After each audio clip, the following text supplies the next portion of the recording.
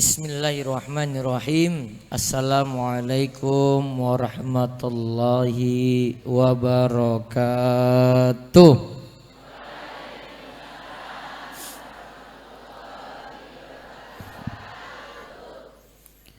Alhamdulillahi rabbil alamin. Hamdan katsiran thayyiban mubarakan fi kama yuhibbu rabbuna wa yardah. Wa asyhadu an la ilaha illallah wahdahu la syarikalah wa asyhadu anna Muhammadan abduhu wa rasuluh. Allahumma salli ala nabiyyina Muhammad wa ala alihi wa man tabi'ahum bi ihsan ila yaumiddin. Allahumma inna nas'aluka ilman nafi'a wa rizqan thayyiba wa amalan mutaqabbala. Puji syukur marilah kita panjatkan pada Allah Subhanahu wa ta'ala atas nikmat kita semuanya diberi kemudahan untuk hadir di majelis di kesempatan malam hari ini dalam rangka menyambut Muktamar Muhammadiyah ke-48. Dan juga kalau kita lihat di kalender Hijriyah ini tanggal merah tertulis di situ 12 Rabiul Awal 1444 Hijriyah, yang ini diperingati sebagai hari kelahiran Nabi kita Muhammad sallallahu alaihi wasallam. Mudah-mudahan kita termasuk pengikut beliau yang setia yang mendapatkan syafaat beliau pada hari kiamat kelak. Allahumma amin. Sehat semuanya Bapak Ibu-ibu? Ngantuk mboten? Siap ngaji? Awas kalau tak lihat ada yang ngantuk ini ya. Mau berapa menit? 2 jam sih. Berarti tekan jam 10 11. Oh tekan subuh ya, langsung sholat subuh.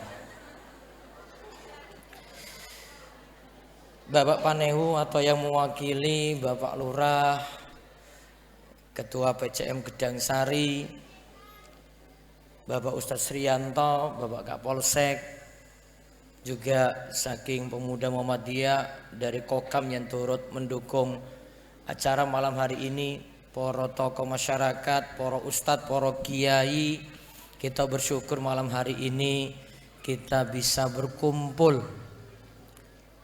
Yang sebenarnya kulo khawatir cuma satu, niki jamaah ini mau membludak terus tiba-tiba hujan deras. Kita doakan mudah-mudahan ya waktunya cukup.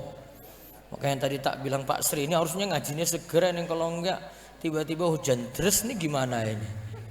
Kita berdoa pada Allah mudah-mudahan belum turun hujan sampai jam pinten? Ya wes jam 12. Bapak-bapak, ibu-ibu sekalian, kalau awali dulu kalau tuntun doa agar kita dapat ilmu yang manfaat. Kalau tuntun ji, biar waktu kita ini penuh berkah, ilmu-ilmu yang manfaat yang nanti kita peroleh di kesempatan malam hari ini. Kalau tuntun, Allahumma inni as'aluka ilman nafi'ah wa rizqan thayyiba wa amalan mutaqabbala. Allahumma inni as'aluka ilman nafi'a wa rizqan thayyiba wa amalan mutaqabbala. Ya Allah, Aku mohon kepadamu ilmu yang bermanfaat, rezeki yang halal, dan amal yang diterima. Allahumma aminah. 3 hal yang kita minta malam ini. Pertama, ilmu yang manfaat. Yang kedua, rezeki yang banyak apa yang halal? Banyak dan halal. Namun kalau enggak dapat yang banyak, yang penting rezekinya halal. Kita minta yang ketiga pada Allah, mugi-mugi amalan kita semuanya diterima oleh Allah Subhanahu wa ta'ala. Coba perhatikan ilmu yang manfaat. Nabi SAW membaca doa tadi itu setiap ba'da subuh. Kalau ulang, Nabi SAW baca doa tadi, Allahumma inni as'aluka ilman nafi'a wa rizqan thayyibah wa amalan mutaqabbal. Setiap ba'da subuh Nabi SAW baca doa ini. Berarti waktu kita yang penuh berkah, waktu kita yang baik kalau kita awali dengan meminta ilmu yang manfaat. Terus disebutkan lagi, kita minta pada Allah juga rezeki yang halal. Kita minta ilmu, kita minta pada Allah rezeki. Di antara bentuk rezeki adalah kita minta pada Allah harta.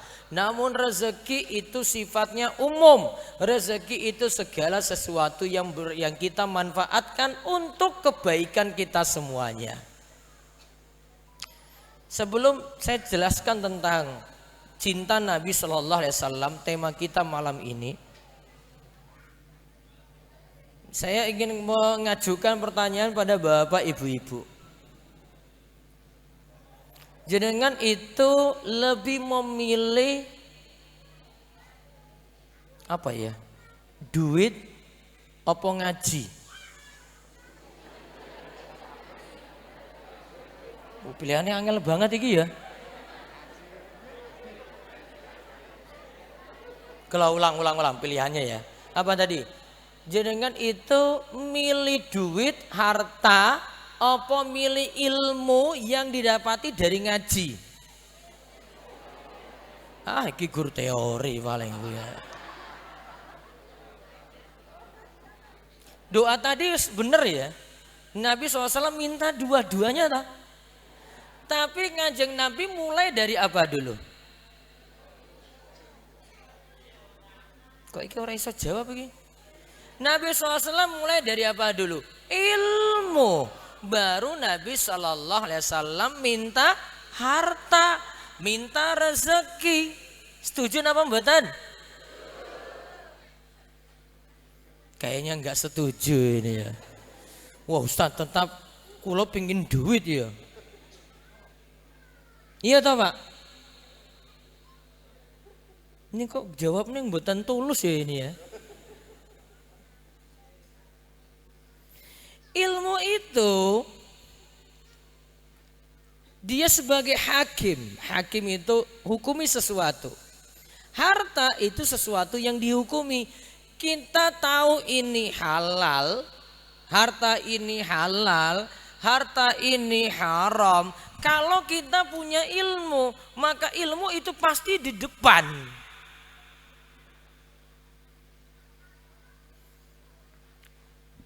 Nabi SAW itu anjurkan kalau jadi imam, Nabi suruh milih yang lebih berilmu untuk jadi imam mimpin sholat. Ilmunya di depan. Nabi SAW tidak menyuruh, milih yang paling sugih, milih yang paling kaya, milih yang motornya paling bagus, milih yang gak punya utang. Ya. Nabi milih yang apa tadi? Milih yang paling berilmu untuk jadi imam. Berarti ilmu itu ada di depan bapak-bapak, ibu-ibu. Setuju mboten? Nah, saya gambarkan lagi di sini. Nabi SAW ketika meninggal, Nabi tidak wariskan banyak harta. Kata Nabi SAW, innal ulama warasatul anbiya. Yang namanya ulama ahli ilmu itu adalah pewaris para nabi. Nabi itu tidak mewariskan dinar maupun dirham. Yang Nabi wariskan itu ilmu. Maka ilmu itu adalah warisan para nabi. Kenapa Nabi tidak wariskan banyak harta? Ini perlu tak jelaskan mboten? Nanti ini saya kalau jawab ini biang masalah loh nanti ini. Tak jelaskan, setuju? Kesinggung orang masalah nggih? Repot nih kalau saya jawab ini loh. Pak, Bu, jenengan pernah alami warisan ketika dibagi itu rata-rata biang konflik atau aman-aman saja? Ora mungkin.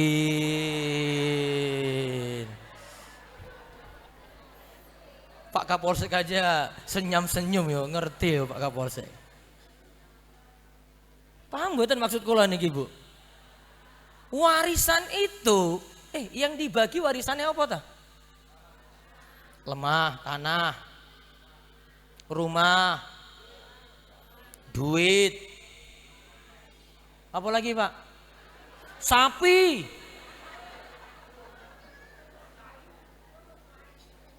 Kalau nggak punya harta warisan ya mungkin orang-orang konflik, Pak, Bu. Betul lah. Namun ketika harta warisannya banyak, apa yang terjadi? Ya Allah, ini saudara adik kakak nggak pernah ngobrol, Pak. Saya setuju ini, Pak. Ini saudara adik kakak tinggal sebelahan, nggak pernah negur sapa. Betul? Wonten kasus mboten?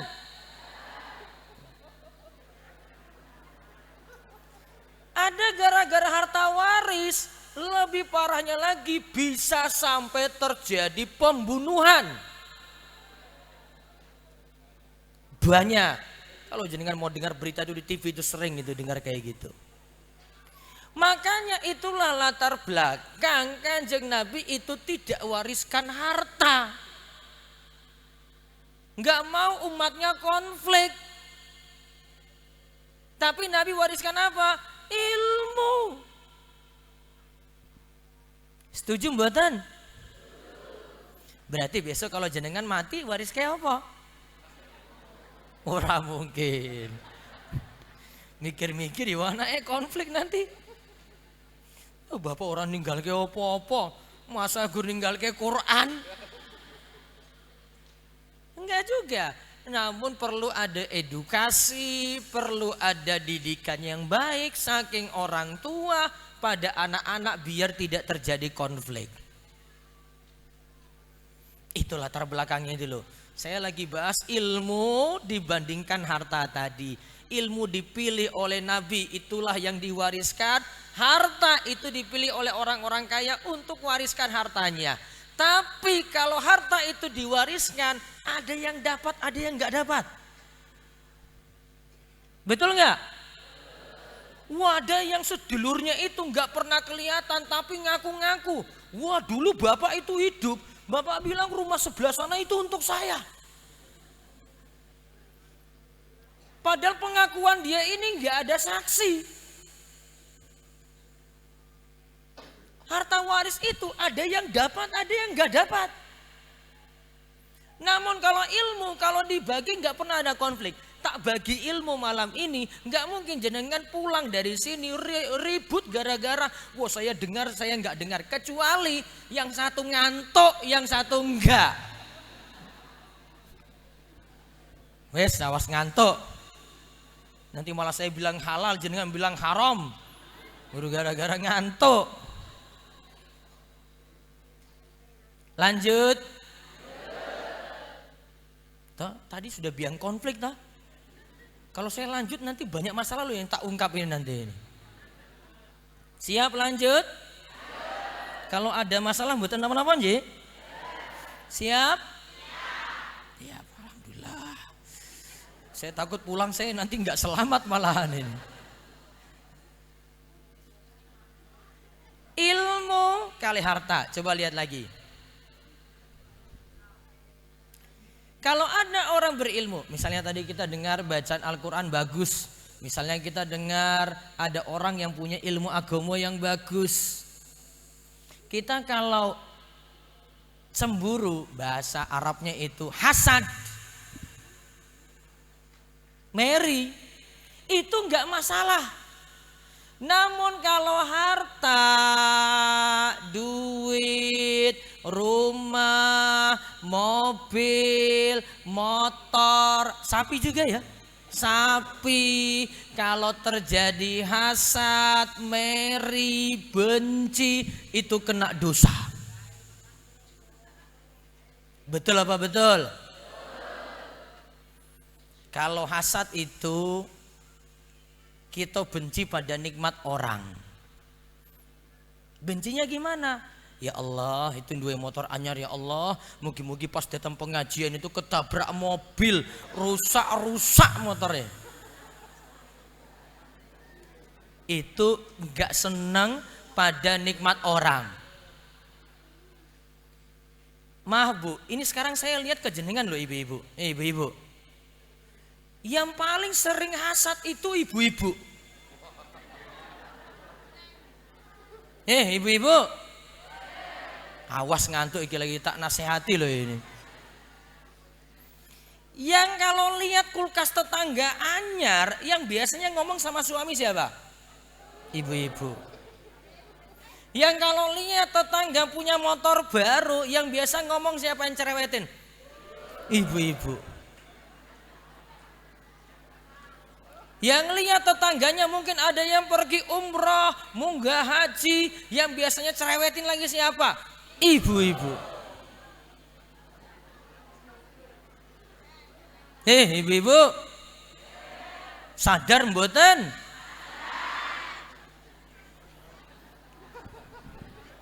Semalam ini malam penyerangan ini. Kita kalau hasad itu pokoknya ada asalnya itu karena nggak setuju pada nikmat Allah itu dibagi kepada orang lain. Kan perasaan kita gini, ya Allah itu kok dapat, kok saya nggak dapat. Ya Allah itu kok punya motor yang baru, kok saya nggak dapat yang baru. Ya Allah itu kok gajinya banyak, kok suamiku kok kere.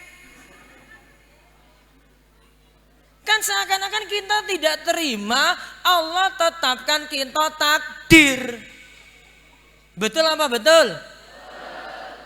Padahal yang tetapkan kaya miskin itu Allah.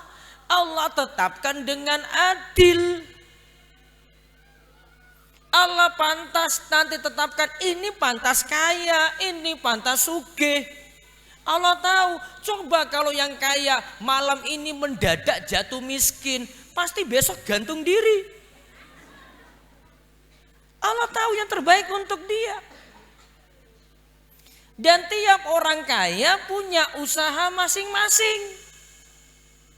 Ada yang kerja keras, ada yang memang sudah usaha bertahun-tahun. Betul lah. Ada yang punya usaha warung itu dari dia muda sampai sepuh, warungnya jalan terus, yo pantas sugih.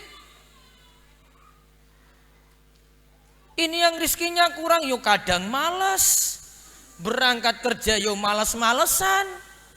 Ada yang suaminya nggak kerja, istrinya yang di pasar. Wonten mboten, Pak? Ada yang suaminya guru ngopi esok. Istrinya di pasar. Suami hidup dari hasil istri. Lantas Allah tetapkan, oh sudah rizkimu sekian, ini rizkimu sekian. Makanya di zaman dulu para sahabat itu tidak cemburu pada harta. Mereka cuma pinginnya gini, dia lihat orang kaya itu rajin sodakoh, mereka bisa sodakoh banyak, mereka bisa pergi umroh, mereka bisa pergi haji. Orang-orang miskin ini pinginnya, wahai Rasulullah, zahaba ahlud dusur bil ujur. Orang-orang kaya itu pulang bawa banyak pahala. Yusalluna kama nusalli. Mereka sholat, kami juga sholat. Wa yasumuna kama nasum. Mereka puasa, kami juga puasa. Namun bedanya wahai Rasulullah, wa yatasaddaquna bi fuduli amwalihim. Mereka bisa sedekah dengan kelebihan harta mereka. Mereka bisa pergi haji dengan simpanan mereka. Para sahabat nanya pada Rasul, bisa nyaingi amalan, bukan menyaingi harta. Kalau kita, niki mohon maaf loh niki loh. Ini kalau kesinggung loh mohon maaf sekali. Ibu-ibu, tak singgung meneh loh ibu. Siap? Kadang kebutuhan sebenarnya cukup. Makan bisa. Sarapan jenengan apa biasanya? Apa Pak? Sate, ora mungkin sate. Ora mungkin. Apa Bu? Jenengan masak apa nang omah Bu pagi? Pak, ora dimasak ke Pak? Ya Allah. Pagi itu Allah sudah beri rezeki yang cukup. Allah sudah paringi sehat. Kita diberikan juga rasa aman. Man asbaha minkum aminan fi sirbihi mu'afan fi jasadihi indahu qutu yaumihi faka'annama hizat lahud dunya. Siapa yang pagi hari diberikan rasa aman, diberikan sehat badan, di rumah masih bisa makan enak, kata Nabi SAW, dia seakan-akan mendapatkan dunia seisinya. Jadi sejatinya tiap hari rezeki kita sudah cukup. Namun mohon maaf, kadang kesalahan kita sendiri yang akhirnya merasa rezeki itu tidak cukup. Contoh, saya tanya lagi nih, ibu-ibu, jenengan punya duit 5 juta, bisa beli motor atau tidak?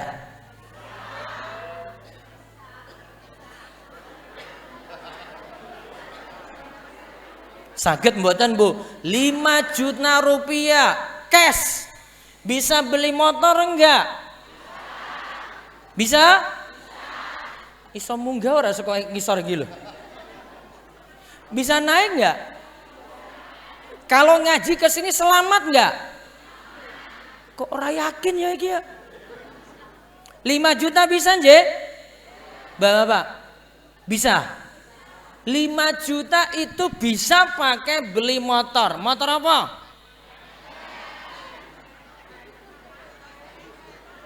Pak, motor apa Pak? Second ya? Selamat ya nanti ya? Baik. Tapi kenyataannya 5 juta tidak dipakai beli motor second.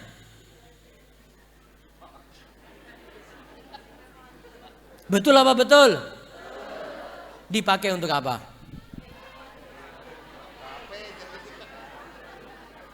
Hei ibu-ibu, DP. Bisa DP 5 juta? Bisa. Dapat motor harga berapa? Vario, piro? Pinten Pak? 25 juta? 30? Ya, bisa ya? Bisa. Orang mikirnya mending saya daripada dapat second, mending saya dapat motor anyar DP dengan 5 juta rupiah. Betul? Kenapa beli motor anyar daripada motor second? Apa Pak? Apa? Gengsi itu tinggal di mana? Kenapa beli motor anyar daripada motor second? Alasannya mudah, karena gengsi. Betul? Betul mboten? Wah Ustadz, kalau saya nanti ke TK, wah ibu-ibu ini motornya anyar kabeh Pak Ustadz. Masa saya datang nganggo motor second, muka saya taruh di mana? Ya mukamu di situ aja Bu. Nggak akan berubah-berubah. Betul? Berarti apa tadi? Penyakitnya apa? Gengsi. Ya Allah, berilah petunjuk kepada orang-orang yang gengsi. Gengsi itu buat utangnya tambah banyak loh ini. Betul apa betul? Coba kalau gengsinya diturunin 5 juta wes cukup. Second. Dua motor second, orang dua utang toh. Enak toh Pak. Namun kalau jenengan prioritaskan gengsi terus ya wes. Nambah utang meneh. Sudah sadar ibu-ibu? Belum. Sudah sadar bapak-bapak? Belum. Ya Allah, berikanlah hidayah pada jamaah semuanya. Ya Allah. Ini harap dilanjutkan apa mboten iki lho? Dereng ngantuk. Oke. Masih ilmu harta lagi. Kalau kita meninggal dunia, yang dibawa itu apa? Amal. Apa harta kita ikut masuk ke kuburan? Ada yang pernah dikubur nganggo motor varionya tadi? Mana vario tadi itu? Yang ikut ilmu, yang ikut amal, harta nggak ngikut. Nabi SAW katakan, nanti kalau kalian dikubur, 3 yang ngikut, 1 yang tertinggal. 3 yang ngikut, yaitu keluarganya, hartanya, amalnya. Yang tinggal siapa? Cuma amalnya. Keluarganya pulang, hartanya juga pulang. Tidak ikut masuk ke dalam kubur. Betul? Betul? Maka tugas kita itu perbanyak amal. Wajib-wajib mesti dilakukan. Penyakit kita itu biasanya malas ibadah. Sholat itu nanti mikirnya, Ustadz saya itu baru siap-siap rukuh mau kena sesok pas Ramadan. Sekarang gimana? Wah Ustadz, wah males. Adem meneh. Kalau bapak-bapak, wah pas arak Jumatan, wes siap sarung, koko. Padahal kewajiban kita adalah melaksanakan sholat 5 waktu. Ilmu amal itu yang nanti ikut kita ke kubur. Saya sebutkan satu lagi ini. Imam Ibnul Qayyim mengatakan, kalau ada orang berilmu, bagus ilmunya dalam ilmu agama, ada orang minta sebagian ilmumu diganti dengan harta ini, kamu mau atau tidak? Orang berilmu rata-rata menjawab, saya tidak mau ganti ilmu saya dengan harta. Tapi kalau kita itu punya harta, terus niat ada orang berilmu, terus diminta, gimana kalau hartamu itu diganti dengan ilmu ini? Dia nggak mau. Yang dia ingin apa? Ilmu tetap ada, harta nanti tetap ada. Dia ingin menggabungkan antara ilmu dan harta sekaligus. Jadi orang kaya itu, Bu, Pak, nggak mau hartanya itu hilang. Betul apa betul? Dan setiap orang yang punya harta berusaha untuk jaga hartanya tadi. Maka sifat orang yang punya harta itu ingat ada 3. Sedih kalau belum dapat. Khawatir kalau sudah dapat. Sedih lagi kalau hartanya itu hilang. Lihat 3J. Orang itu kalau punya harta sedih kalau belum dapat. Jenengan kalau belum digaji sedih tak? Mikir tak? Mikir. Ketika sudah dapat, saya punya harta sekarang Pak Ustadz, saya punya duit sekarang Pak Ustadz, pasti dijaga terus. Wah, ada yang di rumah simpan di dalam lemari. Ada yang nggak mau simpan, diwujudkan dalam bentuk wedus, dalam bentuk kambing. Rata-rata orang desa ini jarang yang punya tabungan. Iya toh Pak? Betul lah. Jarang yang punya rekening bank. Paling kalau ke bank itu warak pipilan. Kalau punya rekening enggak. Maka kalau punya harta, dia jaga terus nih, jangan sampai hilang. Kalau harta itu hilang, sedihnya luar biasa. Waduh, sapiku hilang Pak Ustadz. Waduh Pak Ustadz, motorku hilang. Sedihnya luar biasa. Namun kalau kita dianugerahi harta dibanding ilmu, ilmu itu malah yang jaga kita. Kita tidak pernah sedih.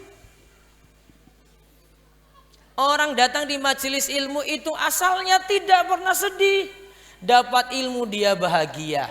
Sudah didapat dia pegang, jaga ilmu itu baik-baik. Dan ilmu itu tidak akan pernah hilang.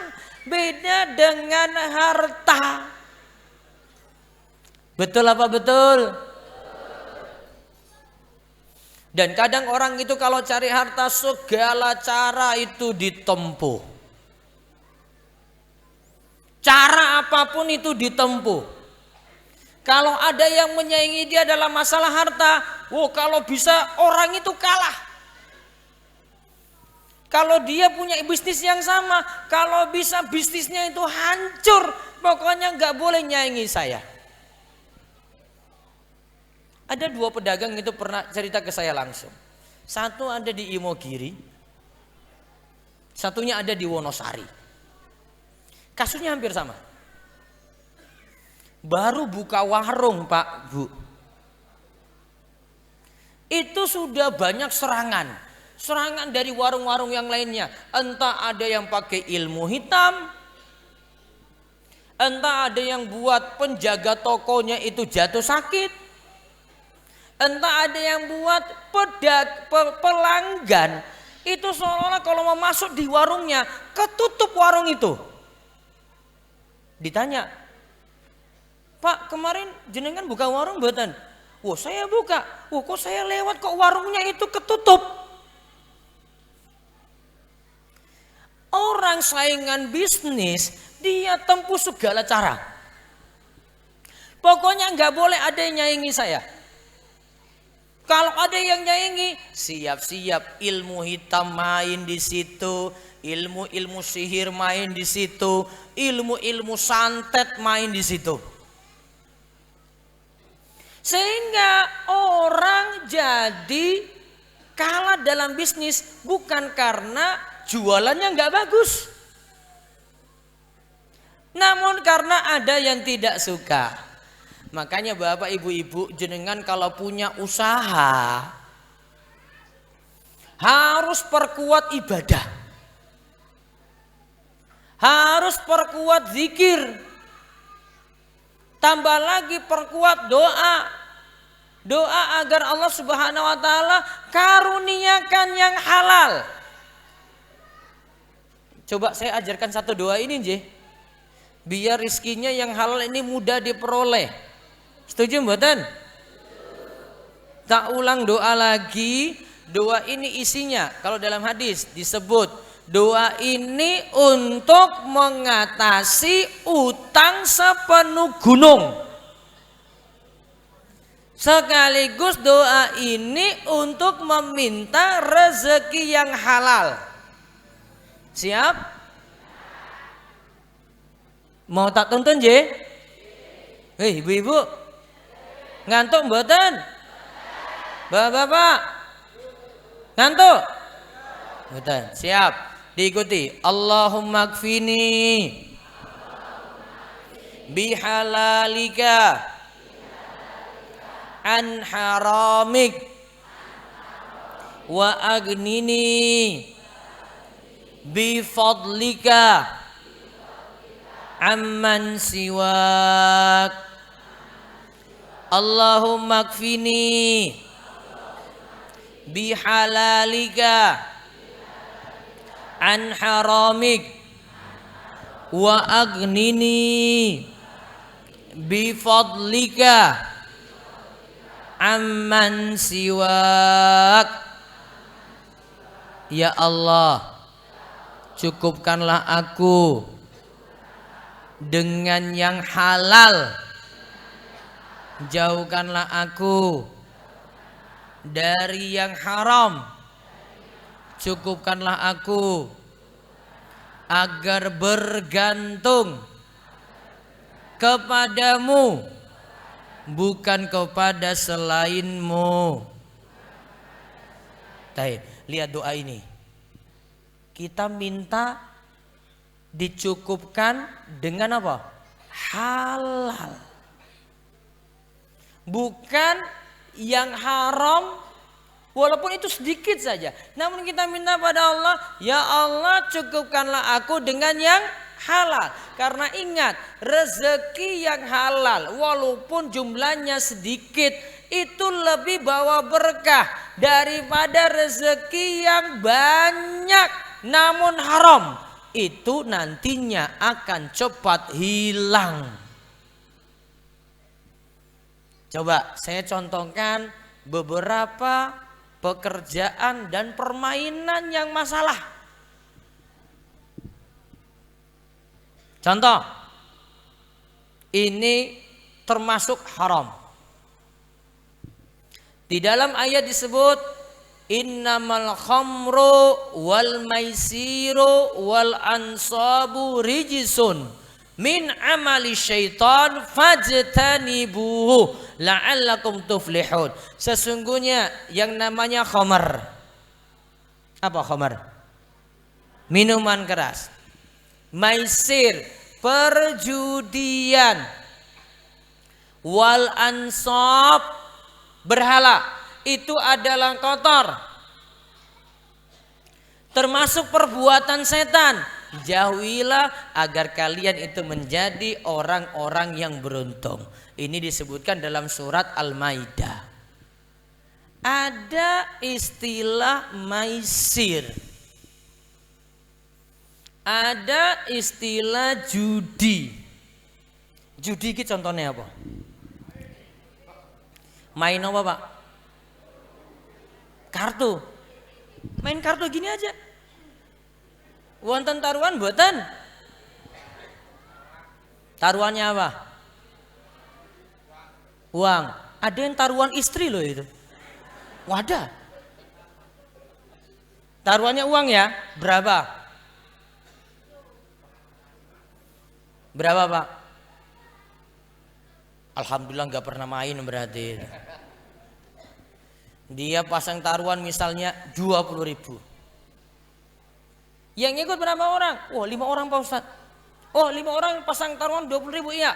Berarti taruhannya totalnya 100.000. mainlah sampai ada yang menang. Yang menang yang ambil taruhan ini itu termasuk judi. Judi itu sifatnya, ingat, satu, ada pasang taruhan. Taruhannya itu semua anggota. Dua, yang dapat taruhan tadi itu tidak semua orang, cuma yang menang saja, tidak dibagi rata. Berarti arisan itu masuk judi atau tidak? Ibu-ibu, arisan boleh apa tidak? Oh, karena jenengan ikut arisan. Arisan itu setiap anggota pasang taruhan, tapi setiap anggota nanti dapat giliran. Betul loh? Serombongan yang ikut 20 orang. 20 orang ini nanti waktunya ada giliran. Oh, ini nomor 1 dulu dapat, nomor 2 dapat, sampai nomor 20 semuanya dapat. Kecuali ada yang kabur dari arisan. Paham ini, Pak? Paham? Mau saya kasih contoh lagi. Yang jenengan itu belum paham, padahal ini masuk masalah. Mau tak kasih contoh? Aduh, nanti jenengan kesinggung ya ini ya. Mboten? Bapak-bapak senang mancing napa mboten? Hobi? Baik, jenengan mancing bagaimana? Ya, jawab toh. Ada urunan enggak? Oh, gratis. Wes aman. Ora ono masalah.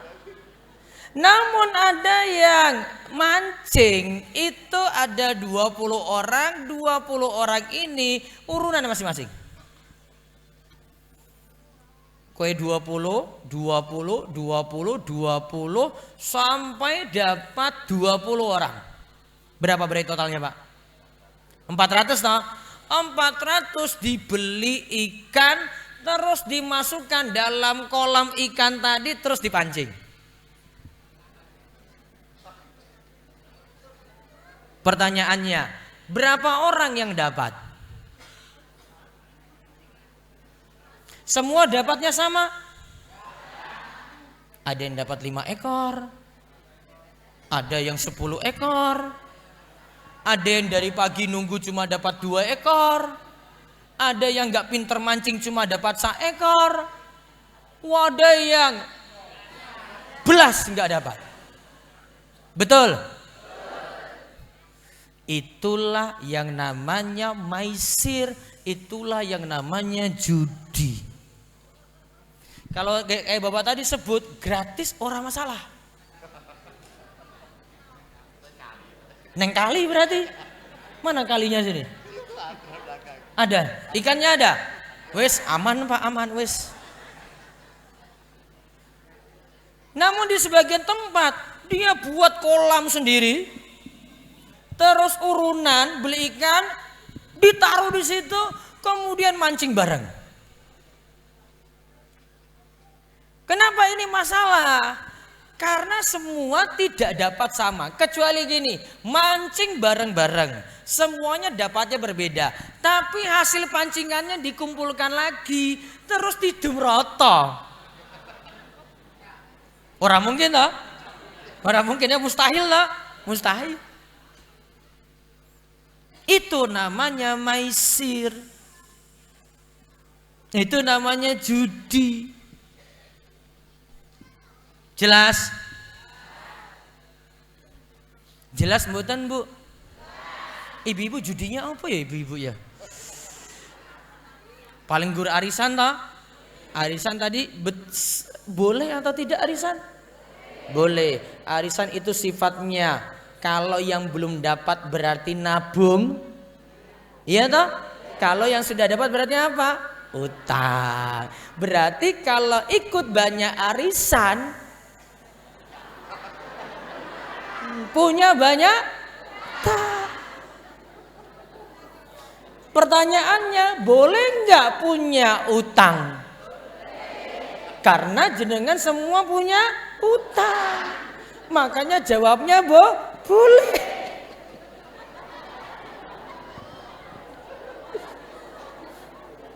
Dan memang utang itu boleh.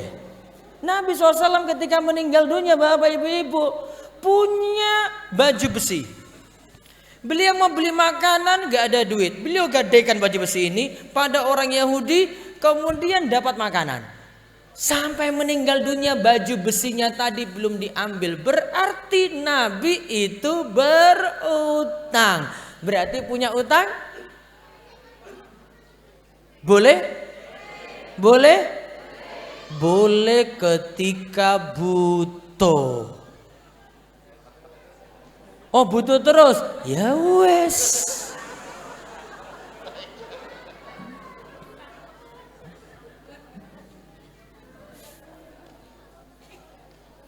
Ibu-ibu ini senyum-senyum apa? Kayaknya punya masalah utang je. Betul nggak, Bu? Kapan lunas? Wallahu a'lam, Pak Ustaz. Nabi SAW tadi berutang. Jadi kalau jenengan tanya arisan boleh nggak? Warisan asalnya kalau itu uang, arisan dengan uang boleh. Asalkan dengan catatan tadi, tidak boleh kabur. Paham ibu-ibu? Dia sudah dapat duluan Pak Ustadz. Dapatnya 1 juta. Habis itu kabur Pak Ustadz. Orang tahu mangkat. Nyetor saja enggak. Enggak boleh. Itu sama saja orang berutang terus kabur. Nabi SAW katakan orang kayak gini di hari kiamat dikumpulkan bersama para perampok, para pencuri. Karena dia enggak amanat. Jelas ini? Jadi doa tadi, Allahumma kfini, ya Allah cukupkanlah aku dengan yang halal, ya. Jauhkanlah aku dari yang haram, cukupkanlah aku ya Allah, bergantung kepadamu saja ya Allah, biar masalah-masalah hidupku cepat selesai, tidak bergantung pada selainmu. Terakhir, kaitannya dengan Nabi kita Muhammad Sallallahu Alaihi Wasallam. Di samping tadi Nabi itu wariskan kita ilmu, Nabi itu juga punya ajaran. Makanya dalam rangka kita mencintai Nabi kita Muhammad Sallallahu Alaihi Wasallam, kita mesti menjalankan 4 hal. Ingat ini 4 ini. 4 hal ini harus ada ketika kita dianggap mencintai Nabi. 1, mentaati semua perintah Nabi.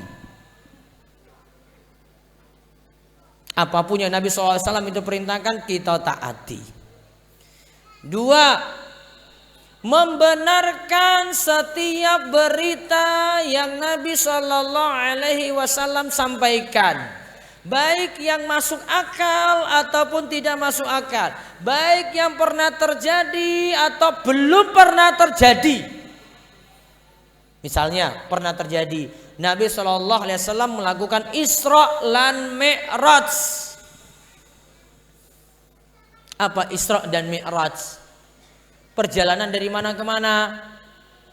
Mekah ke Palestina, Masjidil Aqsa, terus naik ke Sidratul Muntaha untuk menerima perintah apa? Sholat. Berarti ini sudah pernah terjadi. Kalau itu dari Nabi SAW, Nabi bilang seperti itu, kita benarkan, kita imani. Ada kejadian pada hari kiamat. Ada istilah Dajjal. Kita kalau di akhir tayat kan baca, Allahumma inni a'udzubika min adzabi jahannam wa min adzabil qabri wa min fitnatil mahya wal mamat wa min syarri fitnatil masihid dajjal. Kita minta perlindungan dari Dajjal karena Dajjal itu makhluk yang nanti akan muncul di akhir zaman. Matanya itu buta sebelah. Dajjal itu dianggap seperti Tuhan sehingga Dajjal itu punya banyak pengikut. Yang jadi pengikutnya paling banyak itu ibu-ibu. Soalnya ibu-ibu itu biasanya baperan, bawa perasaan. Lihat Dajjal, dia hidupkan yang mati, dia matikan yang hidup. Dajjal turunkan hujan. Wah, itu Tuhan berarti, itu Tuhan itu berarti, Tuhan itu berarti. Padahal Dajjal itu kelemahannya jelas. Dajjal itu buta sebelah dan Tuhan itu nggak mungkin buta sebelah. Itu yang nanti muncul di akhir zaman. Kemudian yang ketiga, wastinabu manaha anhu wa zajara. Tugas kita mencintai Nabi adalah menjauh setiap larangan beliau. Contoh tadi Rasulullah SAW melarang judi. Ada larangan yang haram, ada larangan yang makruh. Contoh yang makruh, lihat makruh saat sholat. Lihat, Pak, jelas sebutan lagi. Yang makruh, lihat, makruh itu mana kiblat pundi? Sini ya. Nah, enggak, tak tunjukkan sini. Lihat, sholat itu nggak boleh noleh kanan kiri. Lihat, lihat.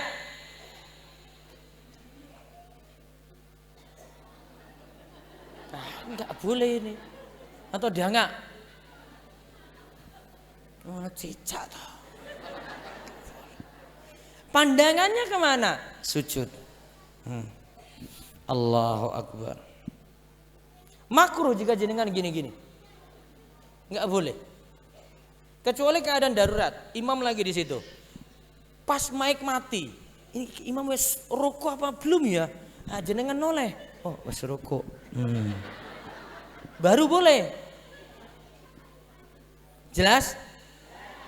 Yang haram, lihat, ini batal sholatnya. Saya sholat gini ya. Ini misalnya tak sholat sini ya. Terus saya jalan 3 langkah. Wes gerak toh? Berapa langkah tadi? Berapa langkah? 3 langkah berturut-turut. Itu dianggap sudah banyak gerak, sholatnya batal. Paham? Contoh lagi, nggak boleh ketika sholat, haram ngobrol, termasuk bicara. Kok di luar perkara sholat? Lagi sholat nih, kucing metu gitu. Wah, kucing. Nah, wes ngomong toh. Sholatnya otomatis batal walaupun refleks. Karena perkataannya sudah jelas, maka sholatnya batal tadi. Itu contoh perkara dalam sholat tidak boleh panjenengan lakukan. Lalu yang terakhir, cinta Nabi SAW itu bagaimana? Mengikuti syariat Nabi kita Muhammad Sallallahu Alaihi Wasallam. Lihat contohnya.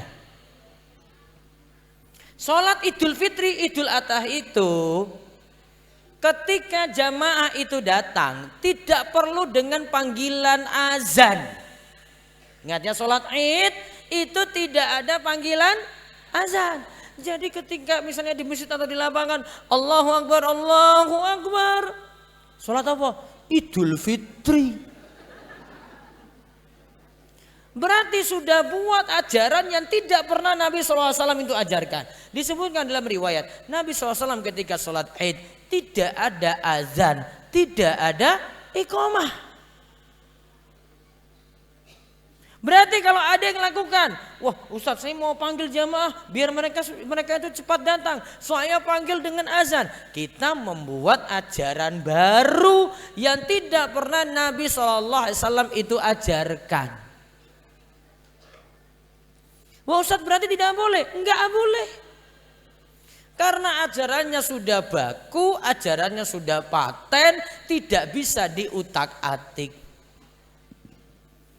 Kita taati perintah, kita benarkan setiap berita saking Kanjeng Nabi, kita jauhi setiap larangan, kemudian kita mengikuti syariat Nabi kita Muhammad sallallahu alaihi wasallam. Semoga Allah memberi taufik dan hidayah pada kita semuanya.